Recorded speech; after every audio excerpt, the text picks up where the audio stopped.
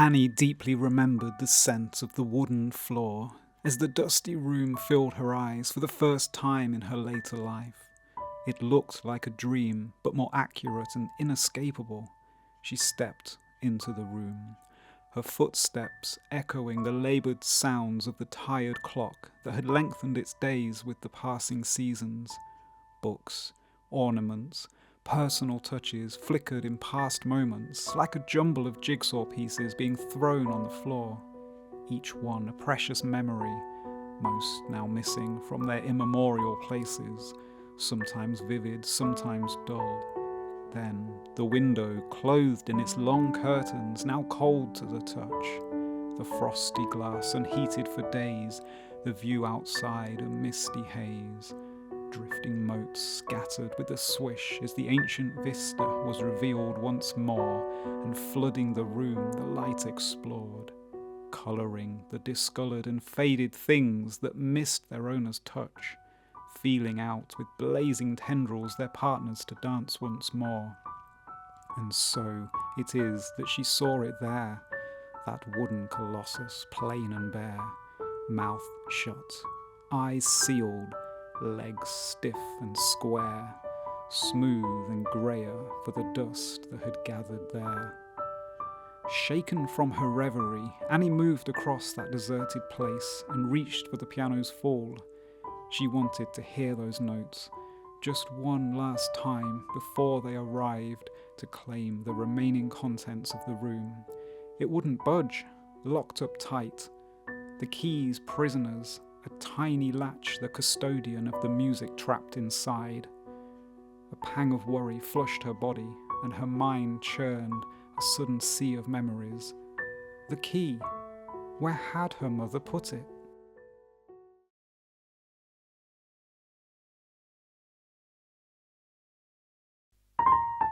Annie loved that sound. She loved the way it reminded her of the birds in the woods, and the river flowing, and the fairies playing, and it stopped. It's time for school, Annie.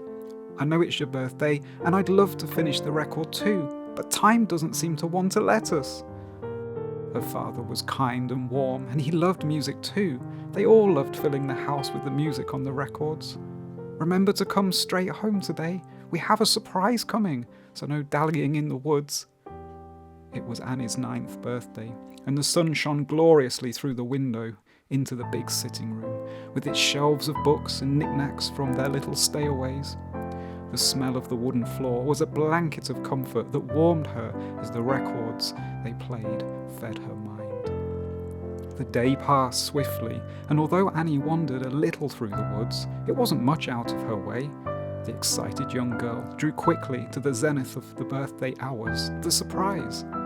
Every year her parents enjoyed presenting her with a little surprise. Last year it had been a sewing set all of her own, and Polly Dolly had never been so finely dressed. What could they have this year, she wondered. Thump went the large wooden door as the frame stuck before reluctantly letting go of its contents with the well-rehearsed shove that one innately knows just how to do after years of mastering. "Hi, sweetheart," said her intercepting father. They spoke of her day quite briefly, as the light of excitement shone from his eyes into hers. "Are you ready, dear?" called one parent to the other. Annie covered her eyes, as per tradition, and was led ceremoniously from the narrow hallway into the front room, the wooden scent unmistakably engulfing her once more. "Surprise!" Annie uncovered her eyes, and there it was, a piano, sitting pride of place in front of the window. It was tall and grand in its glorious wooden attire. She gasped, a piano, oh thank you. She danced, I love it. Excitement rampaged, and they all sang along, a piano. A family joined by love and music shone brighter than the low wintry sun, and rejoiced at their new member whose journey had just begun. Annie stared around that now abandoned room, whose life and soul stood locked away. She flinched at the memories that stabbed so violently round her mind. So long had passed, so many words, so much joy and sorrow. The clock struck a time, one of its own making, and little chimes, still lively, rang aloud, their momentary lucidity out of place with the real world. Annie looked at her watch and shook her head. They would be here within the hour. Vainly, looking around the collection of knickknacks still left on the shelf, she plumped for a wooden donkey named Blackpool by gaudy letters on its saddle.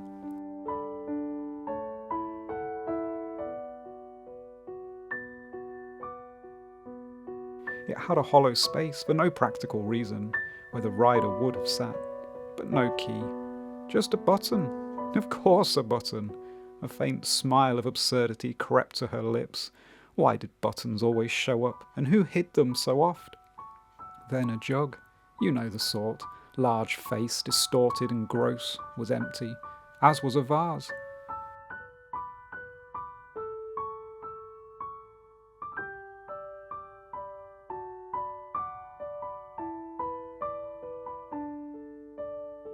So was the rest, just a collection of tangible times that we keep, making us believe that we will be here forever with them. She slumped and resigned for a moment, just looked. The jumble of stuff, so precious and real, the memories it held, too much to feel.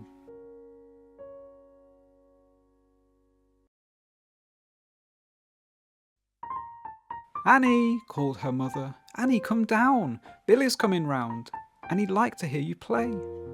Annie was excited. It was some weeks now since she had started having proper lessons, and her piano playing was coming on quickly.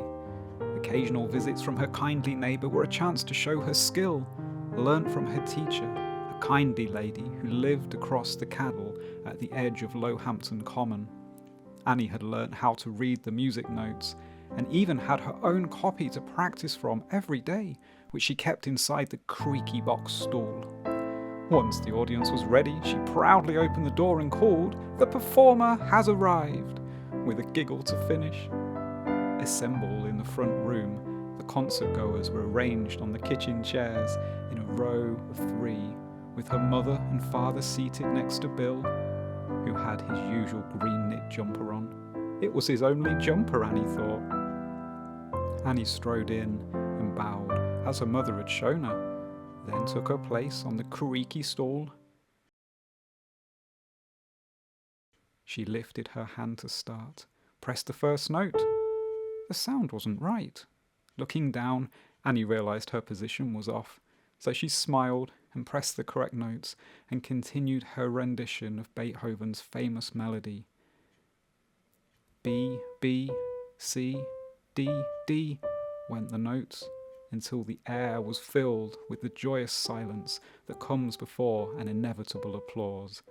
Everybody smiled as Annie looked round and clapped and cheered, a wondrous feeling so pure and base that leads us on to seek a place where we can capture just one more time the feeling of that blissful sign.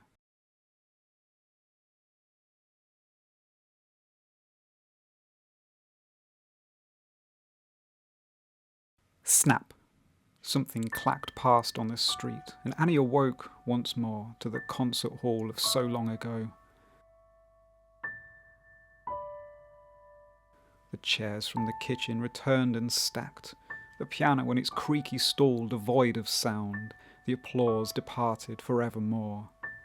"The stall!" thought Annie, with a sudden burst of energy. She strode back across the room, not unlike before, but with a simpler desire, just to press and hear anything, just once more. The stall's lid was stiff now, not quite creaky, more sticky, and it cracked in rusted pain, jolting in bursts as she pulled, scuffing and tilting it moved around. Inside, released from its cocoon at last, an ancient aroma musted out and filled vaporously the space around. A pile of uneven, unloved stuff, from old and brown to newer, once shiny music books, was heaped inside the space. Digging some of it out in a half-delicate, half-hastened manner, Annie searched for the key. down the sides and underneath. She pushed and moved the contents about, finally taking it all out and being sure the heap resided on that old wooden floor.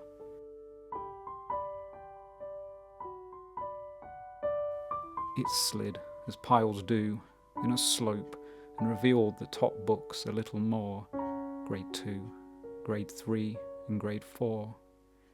Flushed with a sudden anger at the key for remaining hidden, Annie picked up the book on the top and opened it.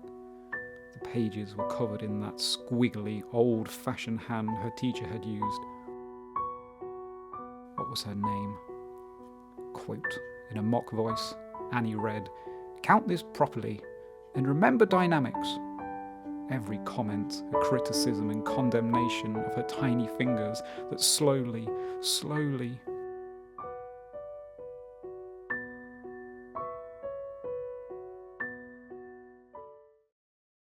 If you don't practice, you won't get any better. It's as simple as that.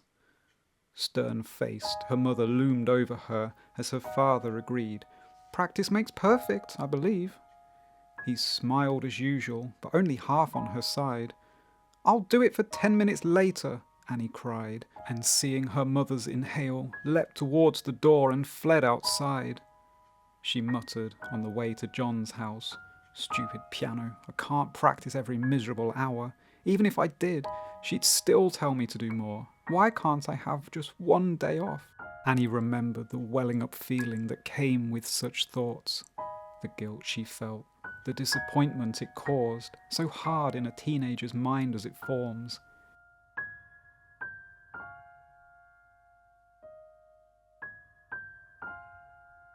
Jostling, still hot from the daily confrontation, Annie tromped down the lane near the brook that fed the cattle.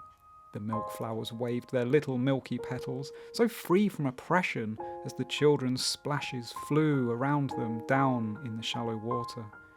Sunlight shone on her dark day, and clouds gathered, blackening the way. Why did it have to be like this? Nothing was ever good enough. "Afternoon, Miss Annie," called a cheery voice. Recovering herself, she remembered seeing John that day like it was a stained glass window.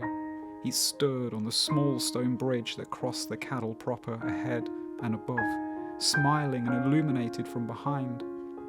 The light seeming to penetrate his body, and the green from the reeds below threw up tendrils in her teary eyes to cover him in a heavenly glow. "John," was all she could say as she ran and hugged him on the bridge, joining him, an impostor, an imperfection in the glazed scene. Annie sobbed ridiculously on the front of his shoulder and wetted his light linen top with dark tears that spread in a network to join as one. A shameful, emotional defeat borne out in the sun at the hands of a present that was supposed to be fun.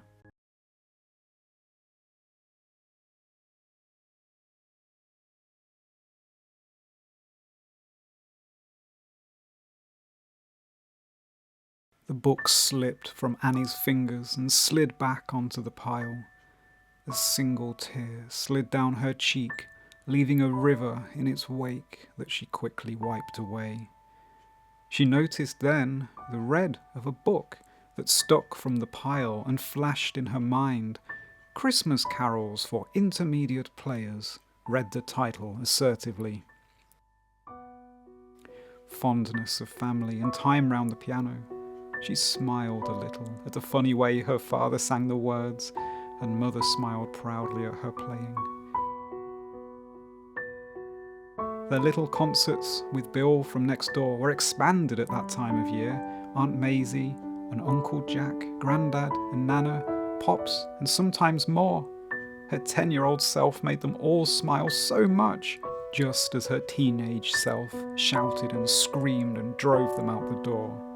That phrase, "I don't know why we bothered," in her mother's angry tone, rattling her ears and raising her defiance. Annie had loved the piano so much. Why couldn't anybody have just let her play it? Determined, Annie stood and scanned the room once more, then saw a dark shadow a slice of black on a shelf. Shutting firmly the lid of that obstinate stool, she hauled it over to the bottom of the, did they call it a dresser? Well, the one with the open front that used to have the little ornamental plate stood on it. She chuckled to herself. From her new height upon the stool, Annie could see the shadow had depth. A little photo frame had been missed. In her hand, she turned it carefully over to reveal the image it held. The light pierced and stabbed at her eyes. Groaning and rolling onto her side, Annie's body awoke, and as it did, reality crept upon her mind, slowly at first. Who she was, where she was, what day it was. Stab! The pain of realization was palpable, travelling down her spine like a shock, instantly awakening her to the horrible truth. It was today. After months of painful back and forth with practice, teachers, the new one especially, and her parents, today was sickeningly here at last, the day of the latest exam. Annie had taken 4 exams before, and each victory, each mountain she climbed had been met with but brief accolade before the goalposts once again were lofted ever higher. 3 pieces, 15 scales, 12 arpeggios, sight reading and oral tests swirled around her head in a swampy mess of instructions, cautions, advice and fear. People often describe butterflies in your stomach in reference to nervousness, but Annie felt those rather genteel insects were altogether a poor metaphor for whatever anguish this type of anxiety really felt like. It all came down to 15 or so minutes today at 2:03 p.m. in that depressing annex building next to the church. Everything, all the work, the tears, the nagging, the reprimands, and John, could all be summed up in the actions she took just hours later that day. "If I do this right," she whispered, "they'll all love me again." Annie's grades at school were average, and she knew the effort she put in could be more, but balancing life was trickier now than ever before. John had left. They'd decided for now to have a break after a row, and though the son cared not at all, she remembered last year, that time he called, that shoulder he gave her whilst the sun's rays embalmed them, the softest warmth that sadness wept on. Later that day, Annie stood in that place upon the Caddle Bridge and wept alone. The pages of the book slowly moistened in the slow summer pulse of the land's arterial flow. Drifting under her feet and out of sight, she knew that life would never be the same.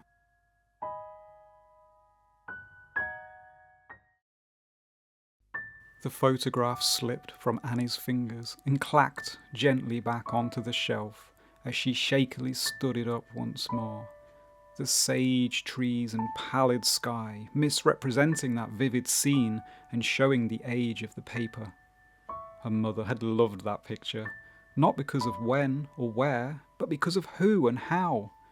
Annie recalled how her tears of that earlier exam day were now so indeterminably entwined in her wedding day, and the mosaic of memories formed from the picture felt a little different from the now only occasionally visited anecdote. John had been late, not just fashionably, but notably, as were a few others. They were worried, and Annie and her father had gone down to the phone box down the lane. No easy task in the lacy white attire of that day. Dust swirled and clung, and Annie, anxious as always, finally wrenched off her 2 dainty white shoes and gathered pace. "Dear, it'll be okay," her father reassured. "He's probably got the time wrong. His watch. I'm sure it's his watch." The phone was not answered. Why would it be? If he was at home, he would have sent a message by someone or called the church, she was sure. Then, ring, ring, the phone box rang. Hello, said her father, hastily picking up the receiver. Annie could just about hear John's voice, and she huddled near. Relief washed over her.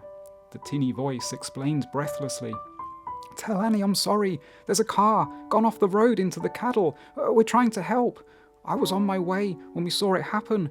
Bill's gone and got wedged by a rock, and I have to go. I'm going to have to go that way and help with Jim Nolan. He's going to bring this tractor. I'm so sorry. I had to tell Annie I'm sorry. Click went the phone as the call ended, without time for a word in reply. Instinctively, as though she were the one on the telephone, Annie leapt into action, with her father calling after her. Bill was her good friend, and she recalled his many kind words often. She had to help. At the scene it was chaotic, with a line of sodden-clothed people pulling futilely at the bumper of Bill's car. The door on one side wedged into the flowing water, and the other stuck against a rock that jutted out near the cattle bridge. With the current as it was, the stricken car was almost submerged with water, gushing over the visible windows, and it wasn't clear what conditions were like inside the vehicle. The rumble of the tractor soon emerged over the rescuer's din. There was Jim Nolan, and John riding shotgun, waving for people to get back. He saw Annie and smiled. "You look beautiful." His words found her over the hustle, and spoken whilst jumping from the moving vehicle and rushing to get into position. The large rope he bought was led down to the river by a coordinated team with John at the lead, and they looped it around the car's tow bar. Reversing the tractor carefully, Jim dislodged the car enough that the door at the top facing the current could be accessed. Out popped Bill, amazingly dry considering, with the rushing water only now wetting his lower legs and shoes. Thanking the rescuers and waving at the crowd, which featured most of the village by now, including the rest of the wedding party, he clambered to safety. And so it happened that Donald Poulter, the photographer for the Swathingate Bugle, assembled them all on the Cattle Bridge, a motley crew of soggy rescuers, a bride and groom-to-be, a shaken Bill, and most of the village, and took that memory to his paper. Hero groom saves stranded neighbour. Who would have thought it would be more of a keepsake than her actual wedding photos from later that day?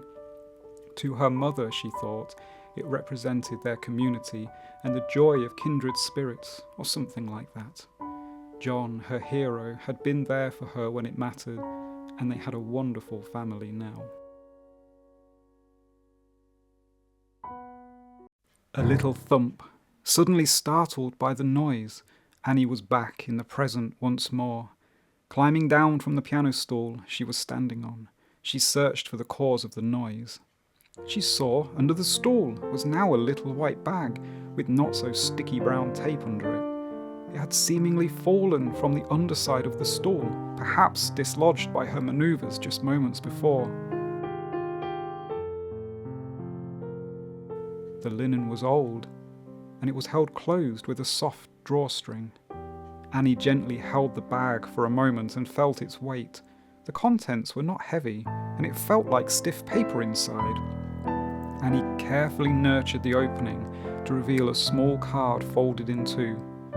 On closer inspection, it was blank on the outside and was a simple rectangle of thickish stock. Inside, however, an object, taped in a similar style to the bag, was held suspended, a small brass key. Annie's pulse raced. It was the key. Scanning the familiar hand of her mother, which filled the opposite side, Annie read, "To my dearest daughter Annie, I'm hoping this card finds you well. Know that I love you so much, and I'm sorry I took your music away. I hope you find it again in your heart, because I'd love to hear you play. Love you as the stars shine, Mum."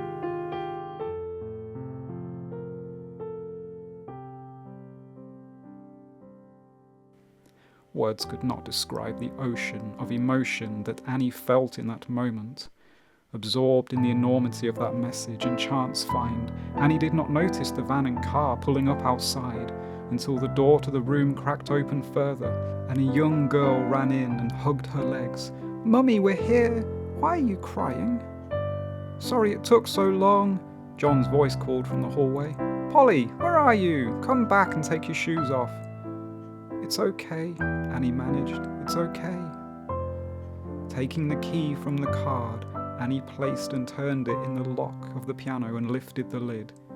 "Can you play, Mummy?" asked the girl with a curious look on her face.